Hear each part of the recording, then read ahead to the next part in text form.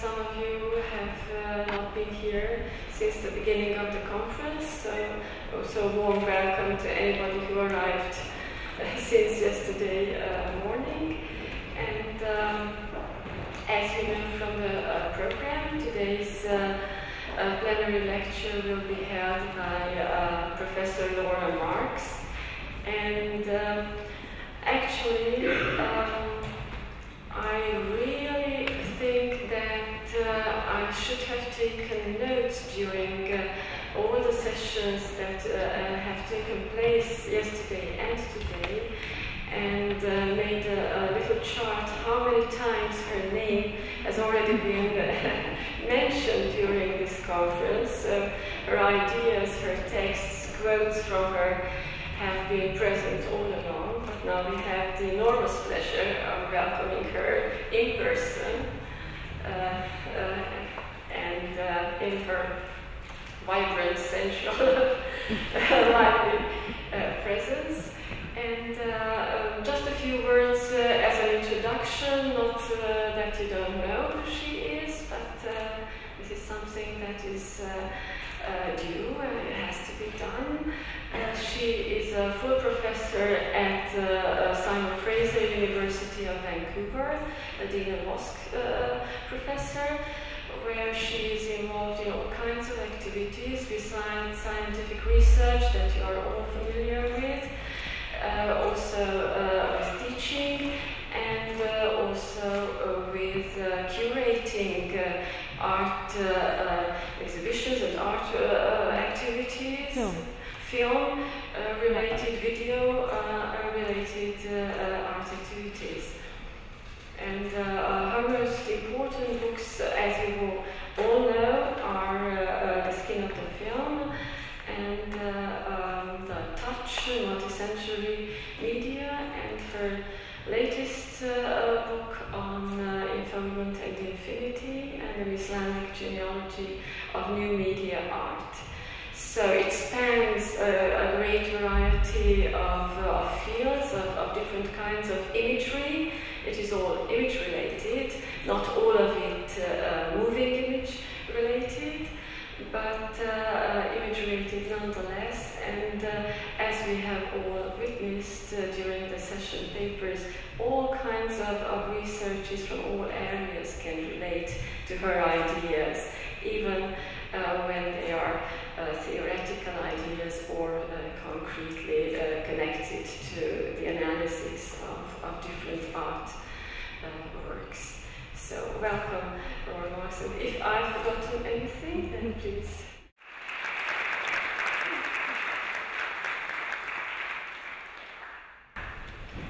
Thank you so much, Ágnes, for that lovely introduction. And it's such a pleasure to be here in Cluj and attending this really interesting conference. And I've enjoyed, appreciated all the talks that I've heard so far. I only wish that the jet lag can prevent me from hearing even more of your talks. All right. So, I'm very slowly, after the 8 to 10 years of research on Unfoldment and Infinity, which was a book that compares contemporary computer-based media art and algorithmic art with classical Islamic art and classical Islamic philosophy. After the work on that book, I'm only slowly coming back to cinema and moving image. There's a picture of the book.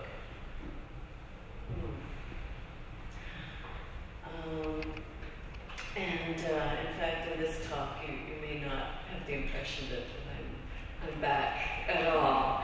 But please, with the artworks that I'm talking about that are almost entirely carpets, I'm just telling you, I'm talking about carpets. Please listen for the echo of cinema and time-based media art in the things that I say about carpets. All right. So in my thrilling, long foray into Islamic art and classical Islamic philosophy, one of the things I learned is that when figuration is suspended, a world of creativity opens up.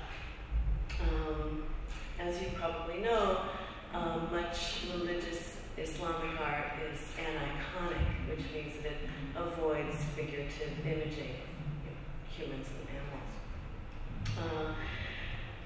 I find that often large-scale forms, such as figures and narrative, ground the creative energy of their components, such as the lines and colors that compose them. But in aniconic art, lines and forms have their own shape. I'm sorry, they have their own life.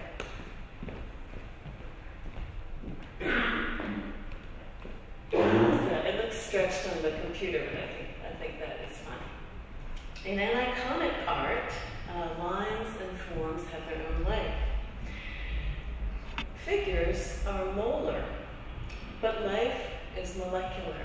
That's basically what I'm going to argue. And thinking like a carpet means experiencing life at the molecular level. Thinking like a carpet can be a way to start at any point and connect to the universe. A way to unleash the creative energy that's not available when we start on a larger scale. So what I'm after in thinking like a carpet is not only the thoughts and the hands of the weavers who produce these patterns. Carpet to show you now. And it's not only the materiality of the medium, the wool and silk, or, for example, of pixels and silicon, to talk about a contemporary algorithmic medium. It's the way the carpet itself thinks, pulling forces from the weavers, the yarns, the matrix, and the algorithm, and producing something new. The carpet as a force of individuation. So Enfoldment and Infinity, those looking at Islamic philosophy that comes out of a religious perspective, ended by going beyond religion. And in the last chapter, I looked at some carpets that seem to have an internal life force that does not obey the injunctions of a benevolent God or any other kind of God.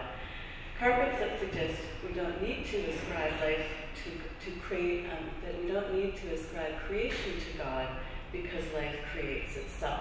And I'll be showing you some of those carpets. This talk develops on that perception. So what I'll be talking about is first, the life of points. Second, the way points connect to the universe. Third, some things about algorithmic media. And again, though I'm only talking about carpets, you should be able to extend that to other kinds of algorithmic media. Fourth, some of the different ways that carpets imagine the universe. Fifth, how carpets and other algorithmic media can be considered a machinic phyla. And finally, what is our embodied response to these algorithmic works?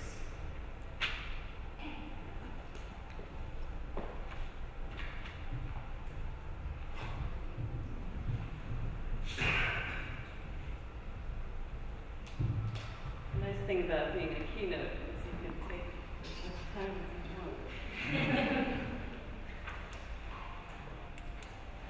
Okay.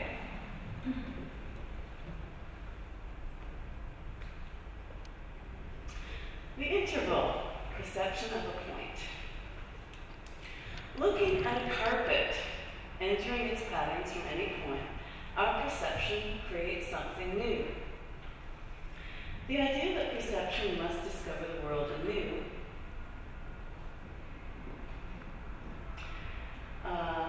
every time arose in the thought of Al-Hazm, or to give his Arabic name, Abu Ali al-Hassan ibn al-Haytham, who died in Cairo in 1039.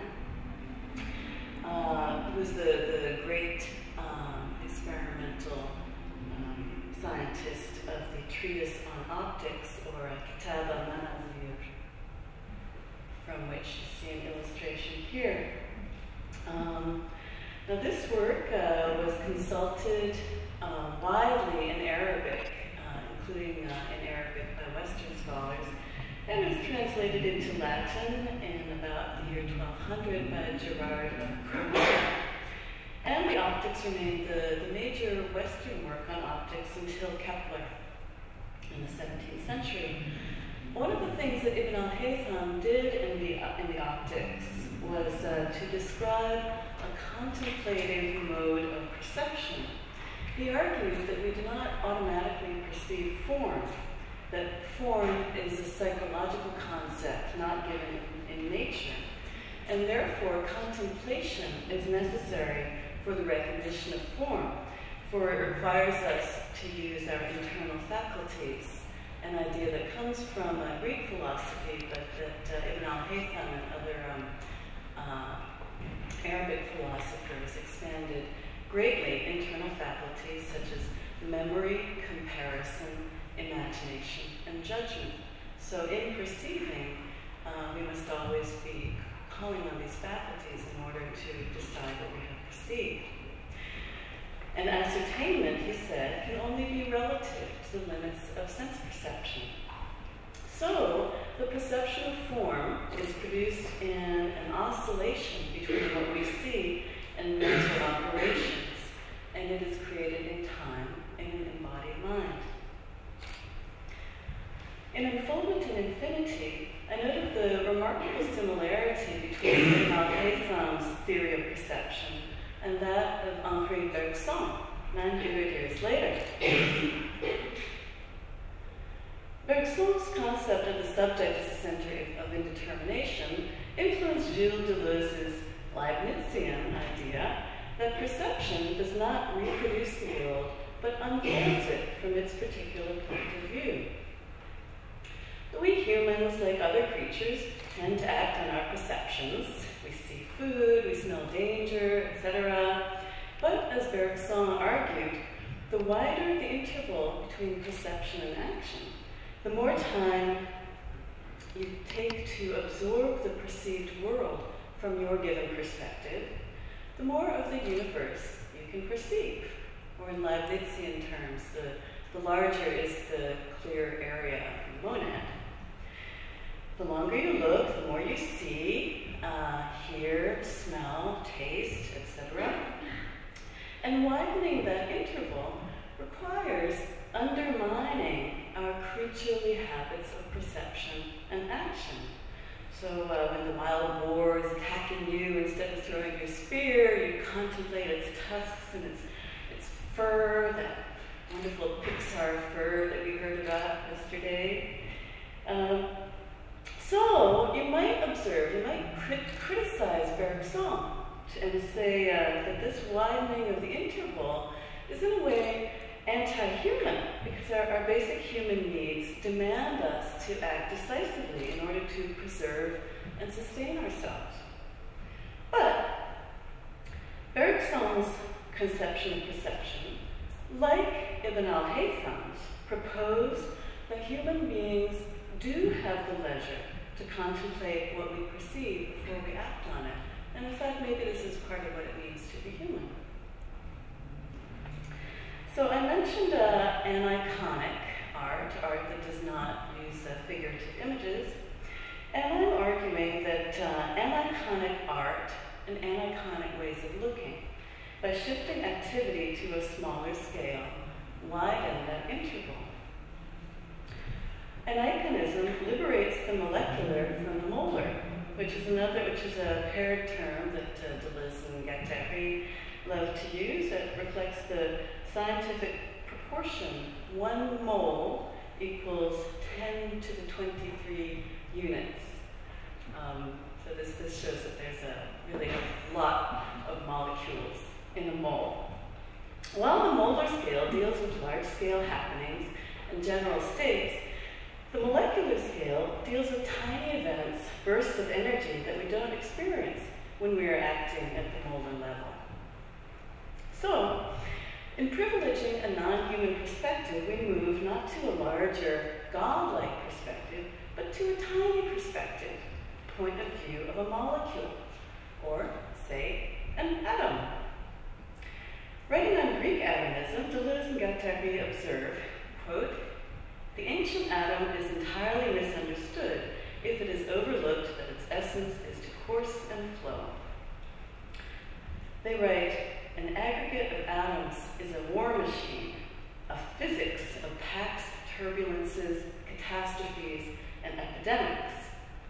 So atoms organize themselves in free-flowing coalitions or collectives and then disperse. Atoms are not obedient to form, but flow in smooth space, coalescing in all kinds of ways. Now, in Iraq, in the 8th and 9th centuries, a very interesting group of thinkers, the Islamic atomist occasionalists, who were a subgroup of the rationalist theologians called the Mu'tazili, they argued for an atomistic conception of the universe that was quite different from Greek atomism. They argued that God was so powerful that no thing could endure except by God's grace. The Mu'tazili argued that the world is composed of completely disconnected atoms and the accidents that befall them, and that rational inquiry can demonstrate how divine will causes atoms and accidents to come into exist and cease to exist. And there's a lot of very interesting argument among the Islamic atomists about things like whether God has to command an atom to exist only once and then it keeps on existing, or whether God has to keep on commanding every second that the atom continue to exist. But it was a rational set of arguments.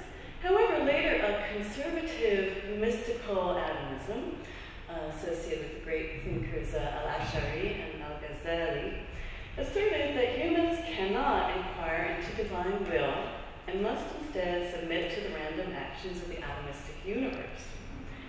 They say God alone knows the relationship between all these parts and the whole, and humans should not even bother trying to find out. Therefore, a body's tendency to hang together is simply an accident that befalls its atoms, and we cannot know why. And these atoms can just as easily go their separate ways, again, with no way that we can figure out the cause for that. Now, we hear from such free, independent particles, minus the reference to God, a couple of times in Cinema One, the movement image, where Deleuze describes how the smallest elements of flowing matter are perceiving and acting in some ways alive. He says, referring to Bergson, "We do not need to see things, for things already see. The eye is in things." Bergson imagined that every point has a point of view that can be, as it were, photographed, taken in the interior of things and for all the points of space. So you can imagine a point looking out and seeing the entire universe. Similarly, Deleuze identified a gaseous perception in the films Giga Verta, in American experimental cinema, in video art, works that do not connect movements together, but privilege the energy of each freely moving particle, or at least each frame, each image. So this is an image from a video by Eric Siegel using analog electronic synthesis on a synthesizer that Siegel designed and built himself. And it's really great because in analog video synthesis, you can actually see the activity of the electron streams and their interference that produces these patterns. And I'm really grateful that yesterday some of our colleagues mentioned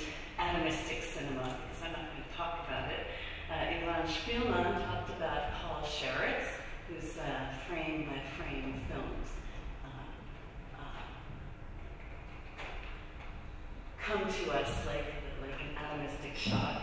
And Ágnes Pethő, who talked about Stan Brackage's Garden of Earthly Delights, which is also a very, very atomistic film. In fact, I have done a lot of work on atomistic cinema, which would be a cinema of disconnected causality. But I'm not going to talk about that here because it doesn't have anything to do with embodiment. Okay. Gaseous perception, then, achieves the radical openness to the universe implicit in Bergson's philosophy of perception.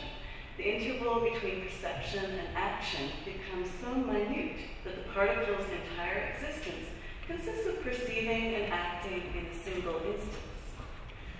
And those of you who are reading Whitehead will see that this is really what underlies Whitehead's notion of the actual occurrence.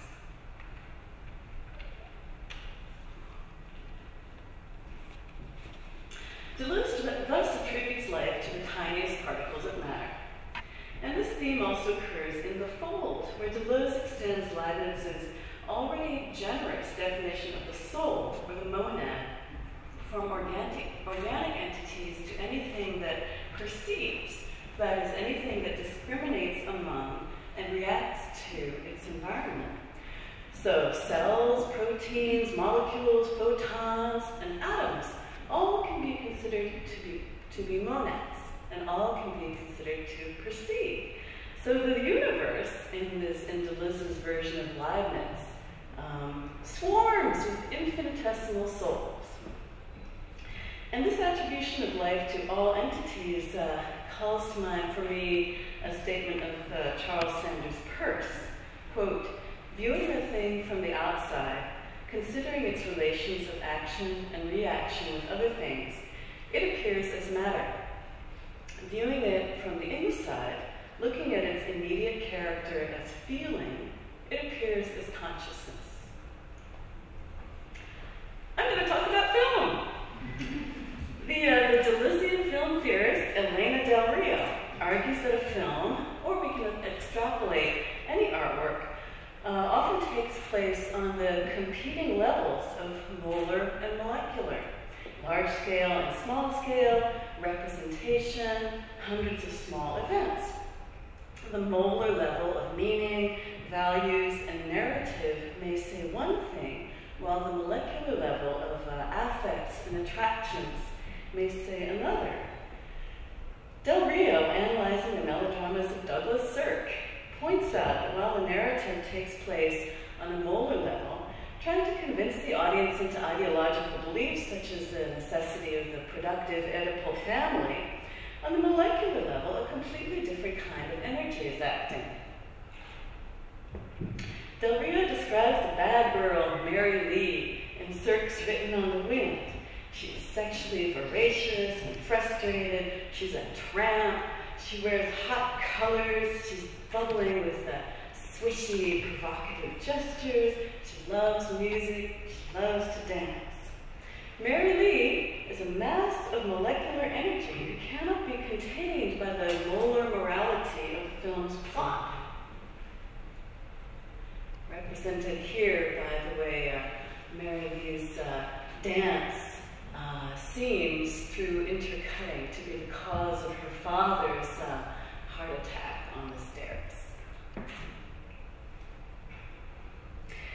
Del Rio argues that representation is molar, performance is molecular. Representation represents, it's stuck with precedent.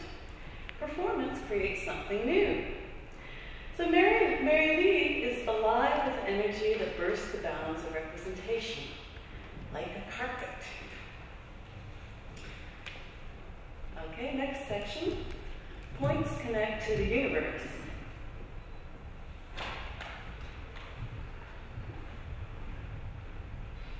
So we have a conception of the universe as a swirl of lively particles, a dance of points. From an atomist perspective, the points are disconnected. But if we consider the universe to be a plenum, a space entirely filled with matter, then points are the seemingly disconnected surface of an internally connected substance. As Mario Perniola writes, the world is not empty, it's full, so full that everything has to be folded up to fit. So, of course, Leibniz and Deleuze in The Fold argue this, that matter and spirit are inseparable, one fabric, deeply folded, and what look like points are really the inflection points of folds. The fabric of the universe is matter, and the powers that fold it from within are spirit. The Baroque paintings of El Greco interested Deleuze for the way they depict the universe as a field of folds. El Greco's harsh white highlights and slashing dark crevices emphasize the folded texture of matter.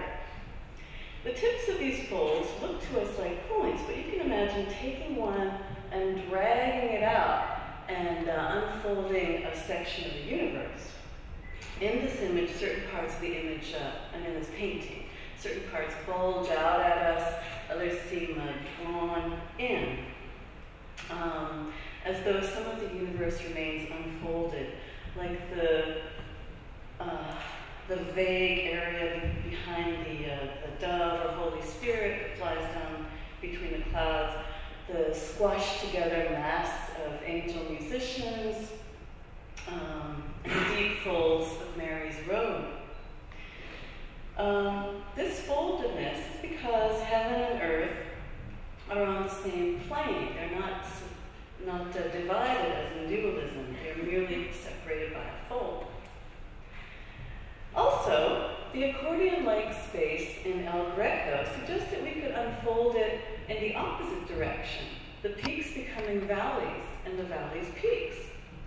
And it gives a sense that not everything in the universe is available to vision, but rather that it's a struggle to make things perceptible, to draw out or unfold the world to perception.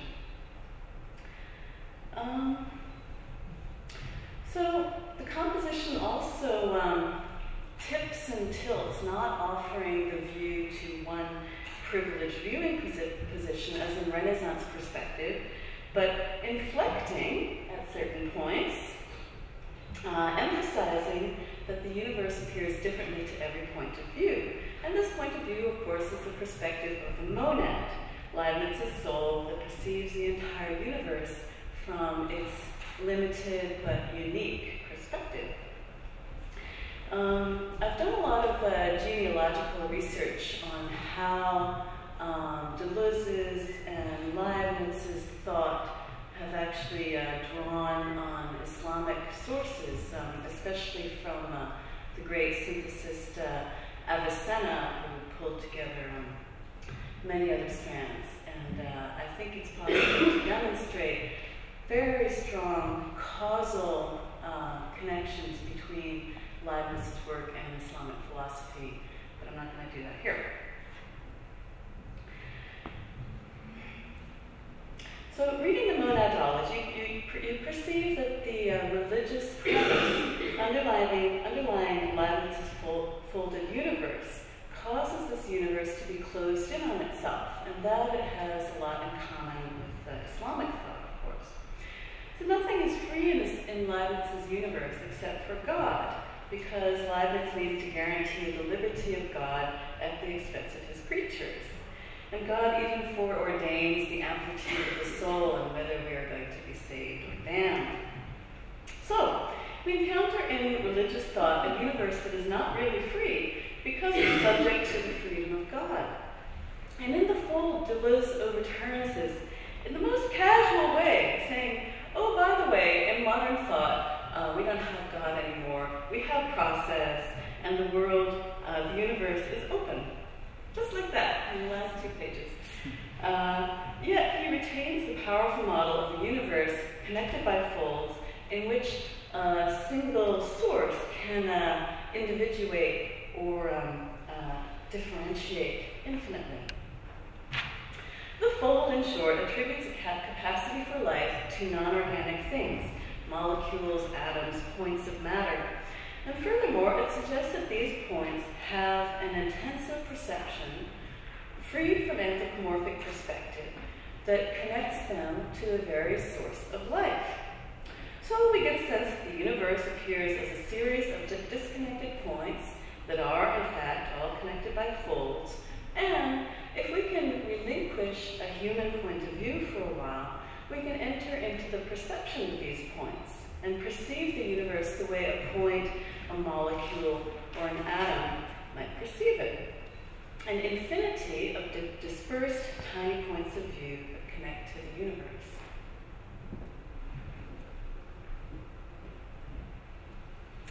Okay, now I'm going to talk about carpets as algorithmic media. And I think what I say about carpets should be can be freely extrapolated to talking about contemporary algorithmic media, including digital media.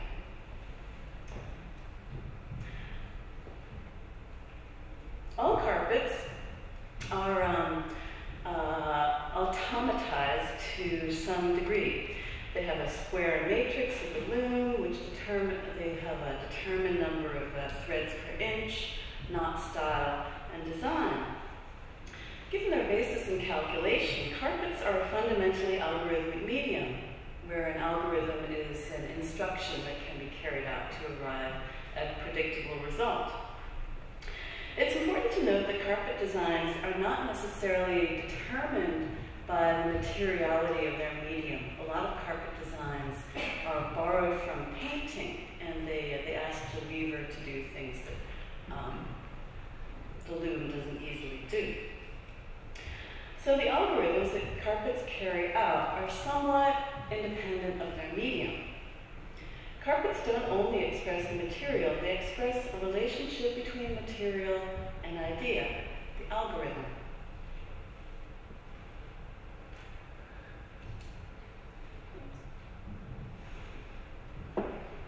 We can say that carpets index their algorithms. For examining a carpet, we can figure out the algorithms followed by the designer and the weaver. For example, the pattern of the Loto carpet, which is so called because it occurs in the paintings of Lorenzo Loto. This pattern applies algorithms of recursion and mirroring to basic motifs in order to fill a field. And we can also say that the algorithms of carpets index the work of their weavers and designers. As in digital media, we can consider that the algorithm indexes the work of the programmer. Looking at them, we can see the expression of the instructions for their making, a communication between the designer and the weaver. Now, algorithms are created by humans, of course. So far from being a cold, impersonal medium, algorithmic works like carpets indicate all kinds of decision-making, reflection, practice, even emotion, and, of course, error. For example, a carpet from the Caucasus in the collection that Joseph McMullen amassed in the early decades of the 20th century and gave to the Metropolitan Museum in New York. This carpet allows us both to imagine the model, the algorithm that the weaver followed, and to intuit the decisions the weaver made that deviate from the model in executing it. It's a funny-looking carpet with asymmetrical touches of color. And the collector describes it this way, close. Quote, "This is a very close but hilarious descendant of number 97, another carpet in the collection. The design is basically faithful, but there's no comparison between the sloppy drawing in this rug and the sophistication of its model, while the use or misuse of color, particularly blue in the central medallion, is strange indeed, without system or sense. Again, green is used in the corner pieces at one end only. It is our refreshing reminder that the human spirit can and does produce wonderful effects impossible to the trained and sophisticated mind." So I hope you find this funny. I found it really funny and cheering. And it is the analog of glitch in contemporary computer-based media and allows us to think about the history and humanity and materiality and glitch. Algorithmic media, when executed by hand, permit all kinds of decisions, felicities, and mistakes to occur. But what about algorithmic media executed by machines, such as computers? I think I'm going to return to this question in this talk. If not, we can talk about it later. The next section, how carpets imagine the universe. Historians of Islamic art sometimes interpret carpets as models of the cosmos. This is a kind of old-fashioned methodology which I have adopted. A number of Persian carpets, especially from the 15th to 17th centuries, look a bit like a universe in which everything emanates from a center, which would be from God in Islamic Neoplatonism. From a central medallion radiate patterns that become ever more complex. Sometimes the motifs are entirely abstract, sometimes they're floral, and sometimes the vine-like forms intertwine tiny creatures. The most complex such carpets were woven during the Safavid period, 1501 to 1732, and they imply a relationship between infinitesimal and infinite, as the monad reconstitutes the universe from its point of view. So the individual point in the carpet shows its point of view on the whole carpet. Ultimately, these carpets confirm a sense of the cosmos as a closed whole, because the individual motifs do not make sense independently of the center that gives rise to them.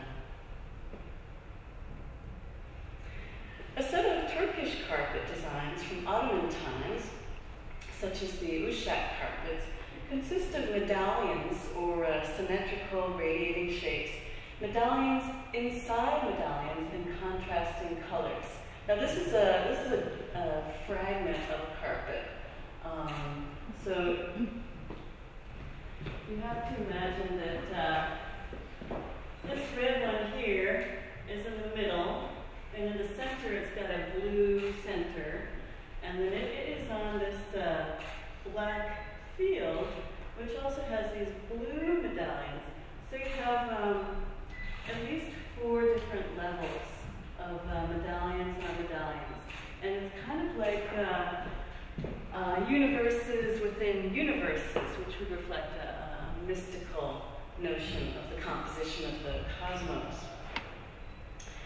Carpet scholars sometimes suggest that the center, or the deepest layer, represents heaven, and often the motifs of the carpet become increasingly refined and abstract as they approach this center. So a mystical view could see these carpets as lessons that all of reality is illusory, but that the universe has an underlying structure.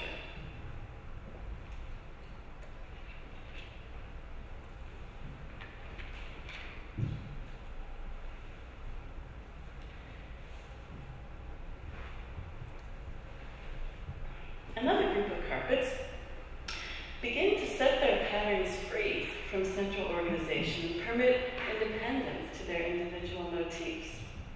These are Caucasian carpets woven in the 17th and 18th centuries in the Caucasus, a region at the time that was loosely politically organized but with a basic allegiance to Iran. In Caucasian carpets, life seems to begin not at the center, but from any point, whatever. It self-organizes and mutates, and I'll show you a couple of details pretty soon.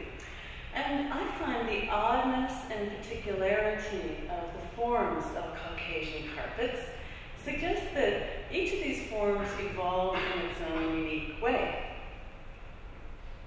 In the last chapter of Enfoldment and Infinity, I compare Caucasian carpets to generative algorithms, or algorithms that respond to new information and come up with results that could not be prefigured in the algorithm's initial state. Okay, now another section on material algorithms, carpets as machinic phyla.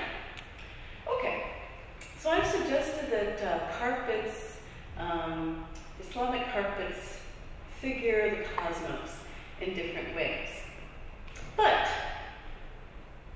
even the most strictly ordered and hierarchical carpets still produce singularities at that point, at that place where idea meets matter. No two motifs can be exactly the same when they're executed on a loom with a certain thread count, with wool or silk of a certain diameter, by hands of weavers with varying skills and interests.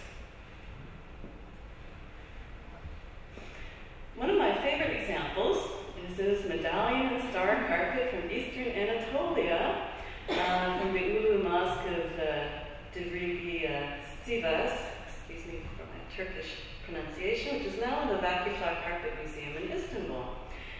And I really love this carpet because although it's got this organization around the central medallion, every single floral motif, arabesque, Chinese-style cloud band is different from the other ones. And unlike the carpets I described above, these motifs don't exactly emanate from the center, which is this sort of a stiff little medallion. It's as though the motifs refuse to be subordinated to the center. So there's some of the independent action of the motifs. And I think it's as though it seems to be a rejection of central organization or of divine control by life forms that have their own ideas about how they want to live. So this carpet insists that there's something in matter that resists idealism, that has its own ideas of how to develop. It reminds us, to quote Deleuze and Guattari, that matter to be formed has an entire energetic materiality and movement, carrying singularities or hecates that are already like implicit forms that are topological rather than geometrical, and combined with the forms of deformation. For example, the variable undulations and torsions of the fibers guiding the operating of wood. End of quote. And also, these forces combine with various intensive effects like porosity and resistance. So, a carpet is an example of a machinic phylum that arises from the meeting of ideas, designs, algorithms, and matter in the hands of a weaver. So, a machinic phylum, they describe this way: materiality, natural or artificial, and both simultaneously. It is matter in movement, in flux, in variation. Matter is a conveyor of singularities. End of quote. So the weavers have to follow the material and let its singularities guide their hands. But they're also introducing, not imposing, ideas to material and rolling matter and idea together in forms that will be slightly different this time. And I would argue that our contemporary computer-based algorithmic media are also machinic phyla. That is, they are not, they're machinic phyla too. We can talk about that later if you want. Finally, last section, embodied response. What does contemplating these patterns do to our bodies? I should say my body. I don't know what it will do to yours. I conjecture that on the one hand, it enlarges us. We're wired to perceive pattern, for pattern makes order of a chaotic universe. Our brains look for patterns and images with low information content. Our brains are constituted to seek order. They create order out of chaos. They protect us from meaninglessness. So, it seems that the patterns of carpets confirm the certainty of embodied subjectivity by giving us a pattern where we look for it. A phenomenological view suggests that engaging with the carpet enlarges our capacity for perception. So phenomenology would say that we retain our subjectivity but become enlarged in the time-based contemplation of something like a carpet. I'm going to suggest that all carpets and other carpet-like media, like the cinema, appeal to an embodied response at levels from the molar down to the molecular. Some carpets are completely narrative and figurative, and they invite an identification with figure and narrative, just as movies do. Some Safavid Persian carpets take advantage of the extremely high thread counts or pixel counts to depict delightful scenes borrowed from paintings of people hunting and playing music and relaxing in gardens, as well as all kinds of animals. And like a Douglas Sirk film, these carpets invite a narrative identification with figures, which operates on the molar level. But I have to say that the medium of these carpets does also make them more like haptic cinema. Some carpets even command an acknowledgement of social hierarchy. They are molar indeed. As in this carpet woven with heraldic symbols that Muslims in Spain in the 15th century wove for the Castilian nobility. So here you see the imposition of hierarchy and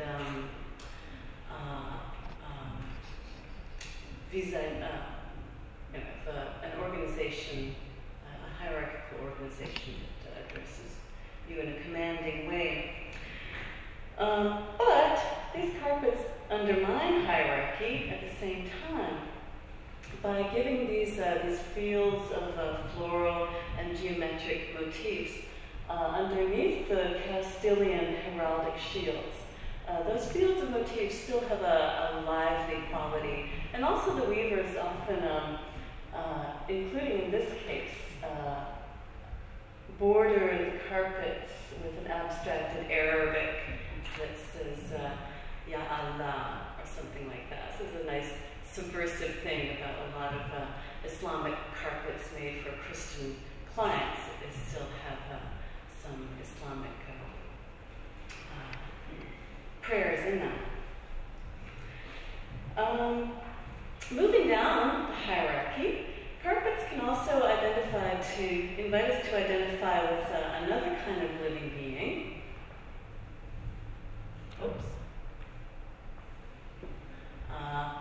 Plants and flowers, who are so fecund in the vase carpets of Safavid Persia that looking at these floral motifs, and here's a close-up that are cross-sections so you can see their ovaries that are ready to burst with more plants. And I certainly feel these carpets are just kind of uncontrollably alive, and I find it possible to identify with a kind of figurative life that is not the life of a human or animal.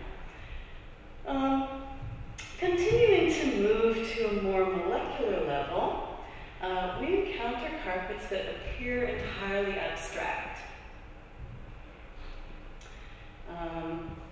This is the same detail from the carpet from the Ulu Mosque. Populated by lines that curve languidly and twist together smartly, by jagged, energetic lines, and by oscillating relationships between figure and ground. Feeling along with these forms, we, or I, find that the abstract pattern of the carpet itself appeals to a shared embodiment. And this is actually the point of my argument. We could call this relationship of shared embodiment empathy, in the term of turn of the 20th century theorists Theodor Lipps and Wilhelm Boehringer, for an enjoyment of the self projected into a body or form, suggesting that people can empathize with abstract forms insofar as those forms seem to undergo experiences that we too might undergo, suggesting that we can relate to a line and feel the way a line feels. Thus, thinking like a carpet, really I should say feeling like a carpet, invites experiments in corporeal perception, where figuration invites identification through the comparison of the body beheld with one's own body. Ornament and the relatively free movement of line appeals to a different kind of embodied relationship. We can even feel along with the expressive rhythms of line and space, as in this example. Okay, so what I've just been saying is a phenomenological argument, which I like a lot. It argues that abstract pattern appeals to our bodies, perhaps to confirm the embodiment that we already have, but also, I think, to gently expand it and invite us to take on new kinds of embodiment. The phenomenology, as you know, doesn't threaten to destroy the body we have, just to enlarge it. However, as we shift from a molar to a molecular level, we may also find that pattern does not confirm what we already are. Rather, it undoes our body's usual ways of being. This is especially so because pattern appeals to rhythm. Rhythm unmakes and remakes the body, as in Written on the Wind, that bad daughter Mary Lee dances with such energy that she causes her father to fall to his death on the stairs.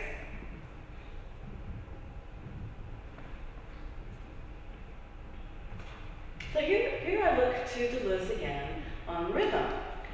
Deleuze argues in Francis Bacon, The Logic of Sensation, that representation speaks to cognition, confirming what we already know. But the kind of image he calls the figural bypasses the mind to appeal directly to the nervous system. And Deleuze holds out for the nervous system as the one place in our bodies that is not entirely colonized by cliches. Even perception, he argues, and I kind of agree, it's already informed by habit and social custom. And this is where Deleuze parts company with phenomenology. Sensation, attacking the nervous system directly, is the only way, he says, that we can feel something that does not address us as fully formed. So the figural does not address the body we already have, but makes us a new body. Well, are the non-figurative patterns of carpets and other designs in Islamic art capable of seizing our nervous system in this way? At first, especially if you're talking about purely abstract images, it seems the answer is no, because Deleuze doesn't find the figural in forms that are non-figurative to begin with, such as the arabesque and the geometric and other symmetrical patterns of carpets. It would seem that such patterns only achieve what he, like Kant, calls the mathematical sublime. The violence of the figural lies in the way it approaches conventional embodiment and then radically departs from it, taking the viewer's normal conception of embodied being with it. I would say, do we have a... Yeah.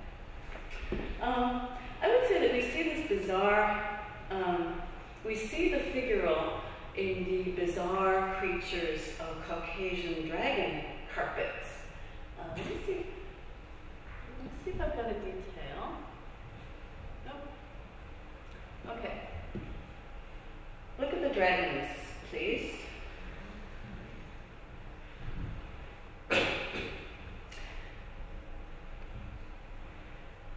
Caucasian carpets, because we are looking at figures that are so distorted and deformed.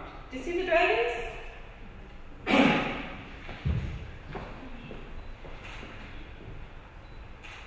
is a dragon. Oh.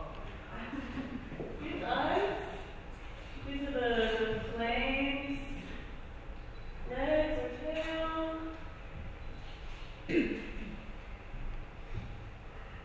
Yeah.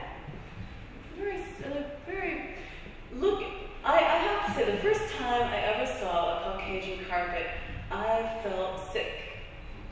And I think it's because I was, in a phenomenological way, I was looking at other bodies that were sort of approximations of bodies with their legs over here, and an extra set of legs here, and their eyeballs down there.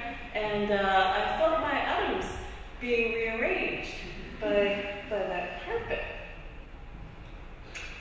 So Caucasian carpets do seem to have that violent and assaultive quality of the figure that Deleuze seems to really like.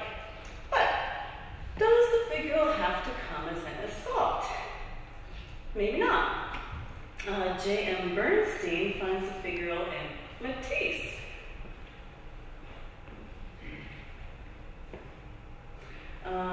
Which is funny, because Matisse's paintings are generally considered to be soothing and decorative, but Bernstein finds that they disembody the image, that they decrease the corporeality of the figures at the same time that they increase the corporeality of the painting as a whole. And I think that's certainly true of Harmony in Red. So Matisse, Bernstein says, liberates the line, giving it the uncanny expressive vitality of its own. And this, of course, is what Deleuze and Guattari say about the abstract line. So it seems to be a figurative work, but in fact, it's rearranging itself to liberate more energy from its forms. As you probably know, Islamic art, including Islamic carpets, profoundly influenced Matisse's search for these kinds of patterns that would envelop and absorb us. So I think we should,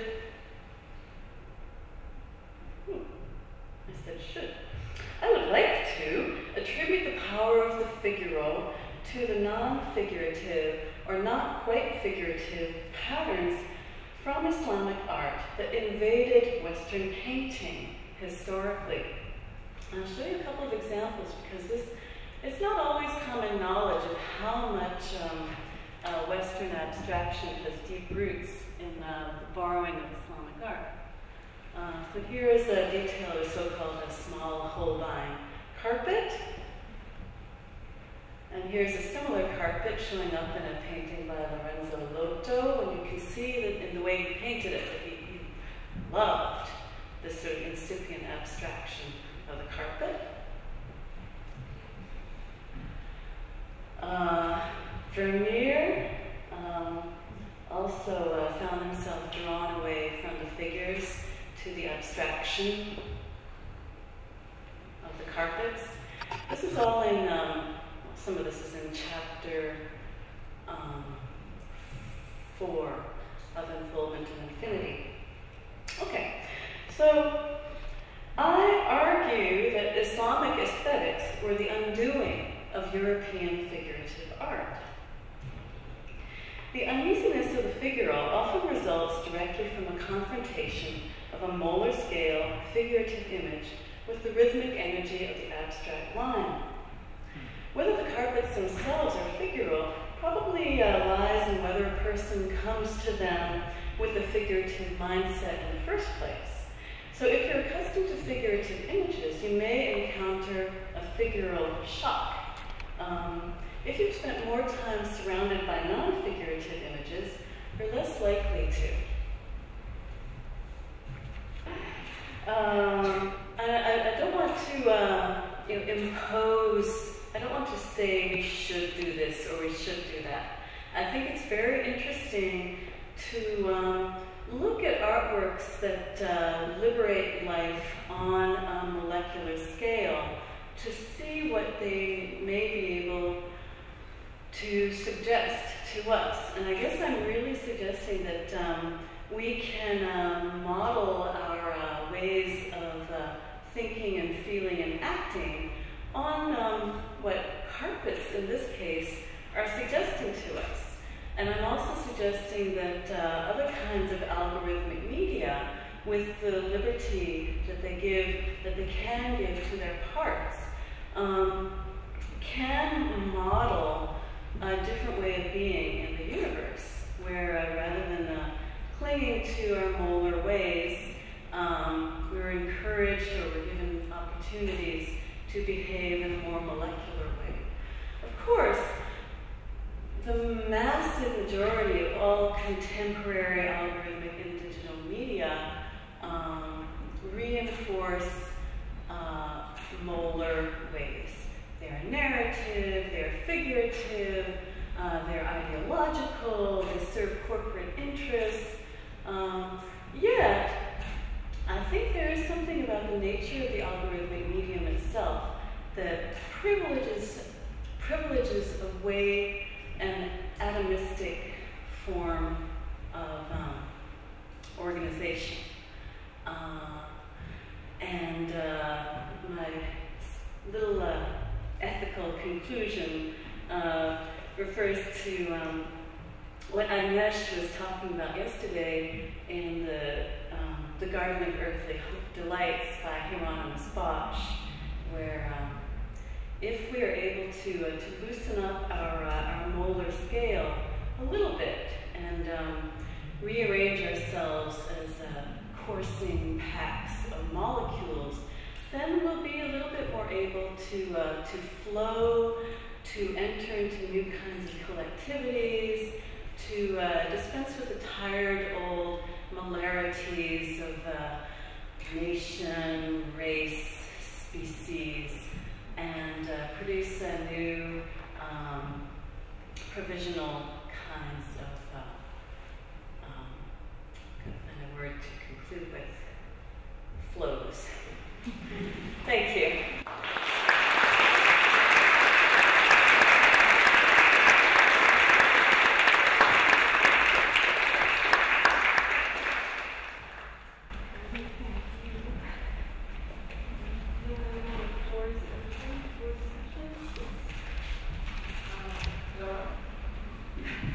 Okay, thank you very much. I was wondering if you thought of enlarging thinking to music, because when I was listening to you, I kept thinking about Oh, I think certainly. I think it's commonly said that music is the most abstract and the most abstractable of the arts. And of course, music's rhythms, operate on to be dualist for a moment, our bodies and our spirits. And we witness the way music organizes people into molecular masses at concerts and parties. So yeah, I think atomism, connectivity, the figural, and the spirit of becoming that all of those encourage certainly can be. Music can certainly make those things happen, and it can exist in sort of oscillation between the relatively figurative, where you have recognizable motifs and a kind of narrative structure, and quite abstract. Mm-hmm. Thank you very much. Two comments and one question.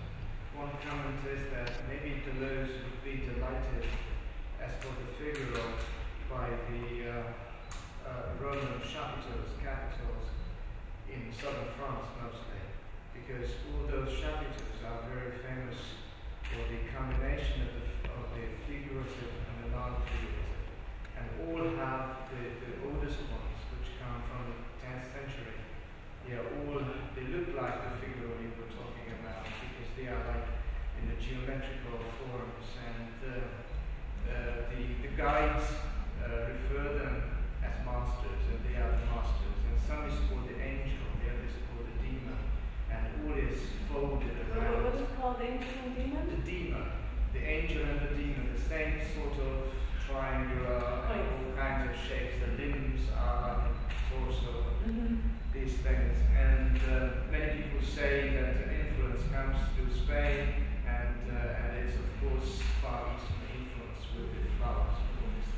the other comment is that at the beginning of your talk you said that the nature of man, this molecular thing, and I was thinking about that because if you take the nature of man consists of two parts.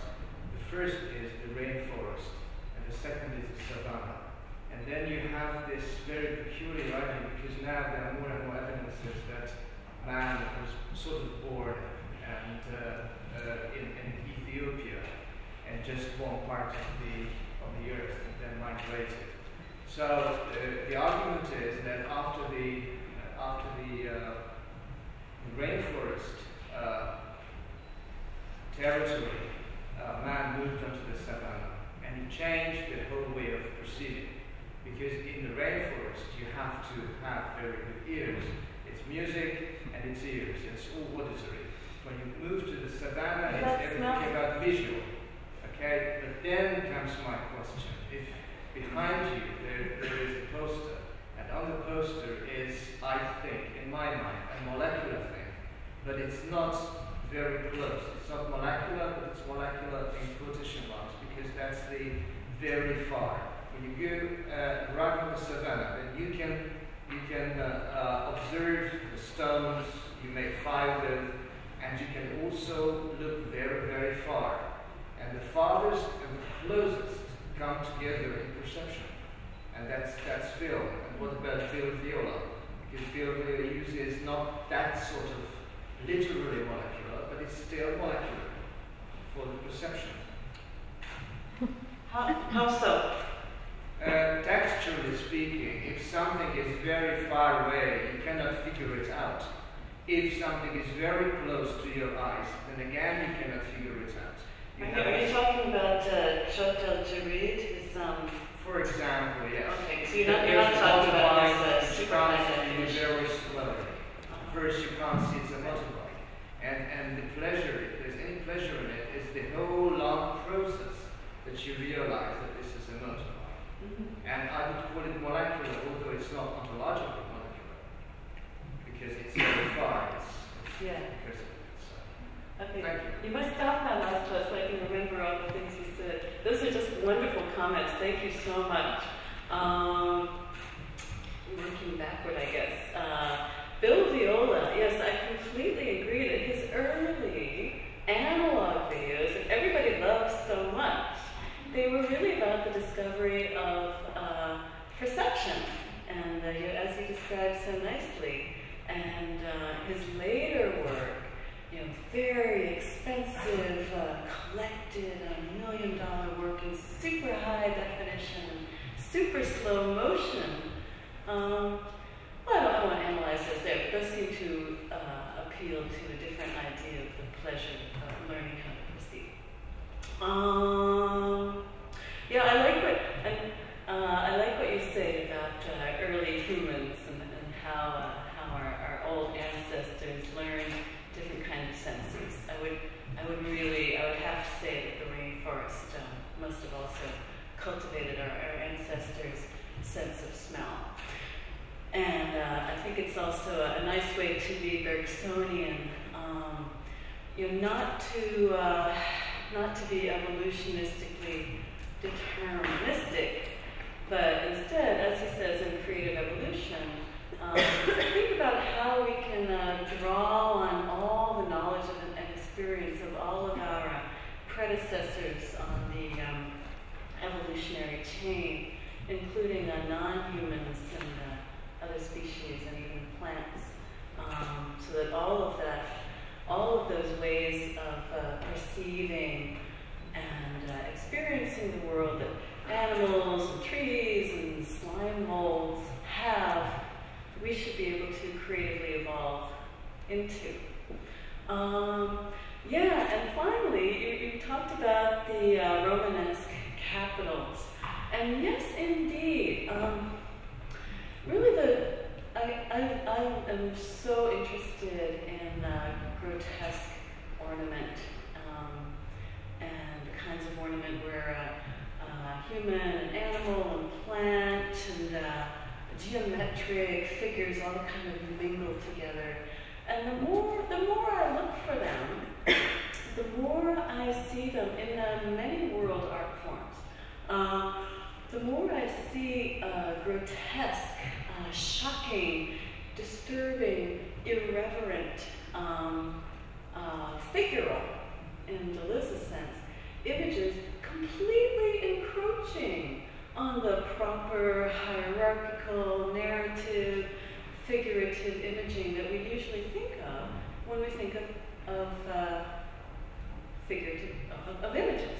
And if you think of the grotesques of, I think, Nero's palace from the 6th century that were excavated in Renaissance Italy, and everybody was so excited and realized that the Greek ancestors and Roman ancestors hadn't just left these noble statues, but also completely weird, troubling decorations, where an urn might have birds' wings and a goose's head and be like holding baskets of fruit with its geometrical legs, or I don't know what. And so this irreverent and subversive relationship between ornament and figuration, I think it actually has a really, just to stick with Western art for the moment, it has a really deep genealogy in Western art. And it's probably a lot more common in our time than we know. Yeah, I guess I'll stop there.